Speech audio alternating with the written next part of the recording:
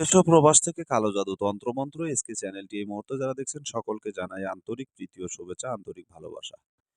Video শুরুতে জাতিগতভাবে প্রত্যেকটা মমিন মুসলমান ভাই বোনদেরকে জানাই সালাম, আসসালামু আলাইকুম। হিন্দু দাদা দিদির প্রতি আদাব, অন্যান্য সকল ধর্মের প্রতি আন্তরিক ভালোবাসা জানিয়ে শুরু করলাম আজকের হারানো ব্যক্তিকে ফিরিয়ে আনা তকবির।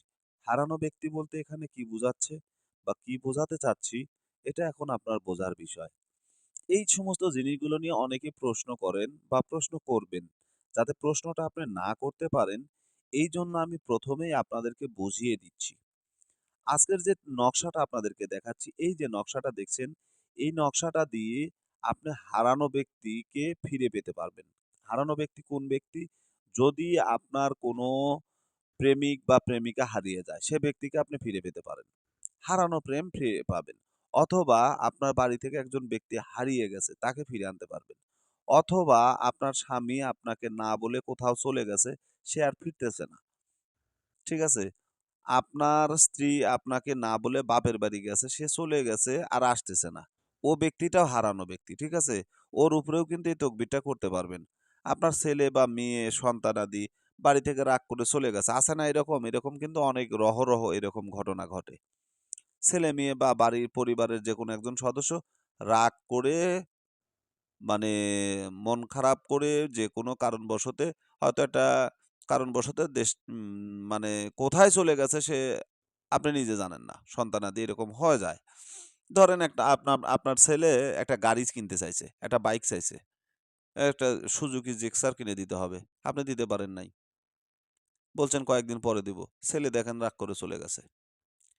একটা ইয়ামাহা গাড়ি চাইছে। আপনি কিনে দিতে পারেন নাই। এফজেড চাইছে, দিতে পারেন নাই। দেখছেন এরকম একটা আমি মানে উদাহরণ দিলাম আরকি।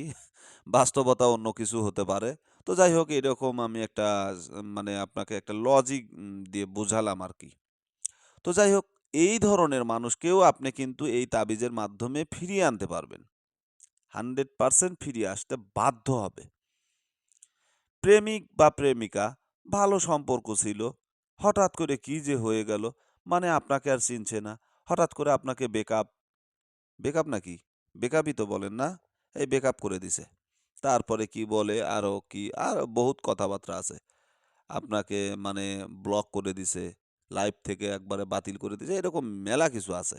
তো যাই হোক আমি আর অত কিছু বলতে চাচ্ছি না।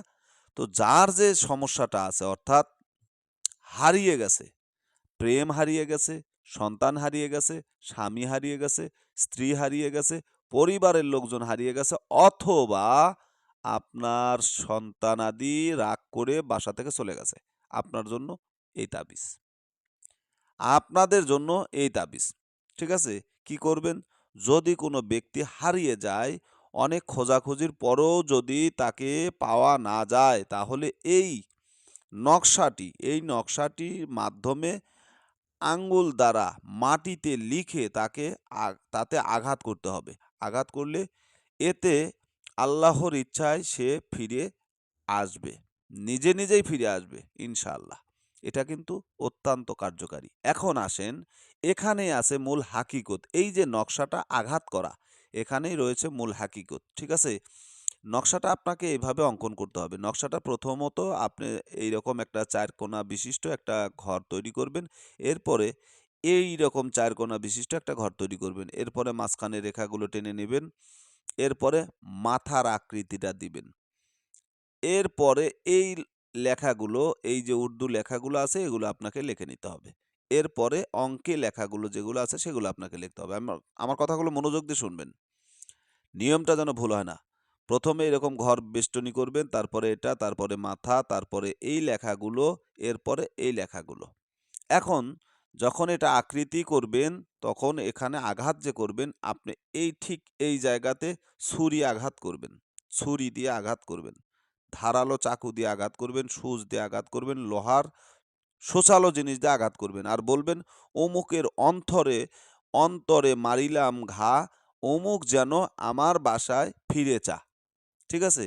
অমুক আমার দিকে ফিরে চা। অমুকের অন্তরে, অমুকের ছেলে অমুকের অন্তরে মারিলাম ঘা, অমুক আমার দিকে ফিরে চা। এই কথাটা বলবেন। প্রেমিক বা প্রেমিকার ক্ষেত্রে একই নিয়ম। তো আশা করি বুঝতে পেরেছেন। ভালো থাকুন, সুস্থ থাকুন। আল্লাহ হাফেজ।